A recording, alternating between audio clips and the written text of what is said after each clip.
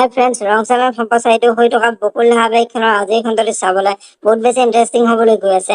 যদিহে আপোনালোকে বকুল ধাৰাবাহিকখন চাই ভাল পায় তেনেহ'লে ভিডিঅ'টোত এটা লাইক কৰি আমাৰ চেনেলটো ছাবস্ক্ৰাইব কৰি ল'ব। এনেকুৱা ধৰণৰ আপডেট মোক পাই থাকিবলৈ বকুল ধাৰাবাহিকখনৰ আজিৰ খণ্ডত দেখিবলৈ পাব। মন্দিৰে আজি চন্দনৰ ওচৰলৈ আহিব আৰু চন্দনৰ ওচৰলৈ আহি তই এইকেইদিন আদিৰ ওপৰত চকু ৰাখি যাতে ঘৰৰ পৰা ওলাই যাব নোৱাৰে। যদি সি ঘৰৰ পৰা ওলাই যায় তেনেহ'লে আমাৰ প্লেনিংটো সফল নহ'ব আৰু সি গাৰ্গীক বিয়া কৰাব নাপাব। গতিকে তই তাৰ ওপৰত চকু ৰাখ, তাৰ বিনিময়ত মই তোক যি লাগে তাকেই দিম বুলি চন্দনৰ আগত ক'ব।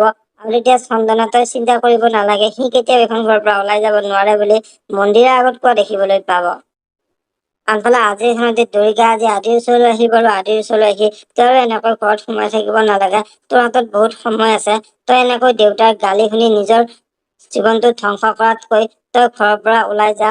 তই অদিতিক কেতিয়াও নহৰাবি, তাইক তই বিয়া কৰাব লাগিব বুলি আদিৰ আগত ক'ব।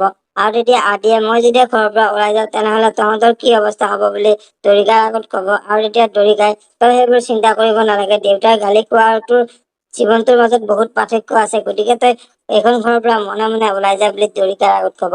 এতিয়া বাৰু আদি ঘৰৰ পৰা ওলাই যাব নাই দেখিবলৈ পাব বকুল ধাৰাবাহিকখনৰ আজিৰ খনতে।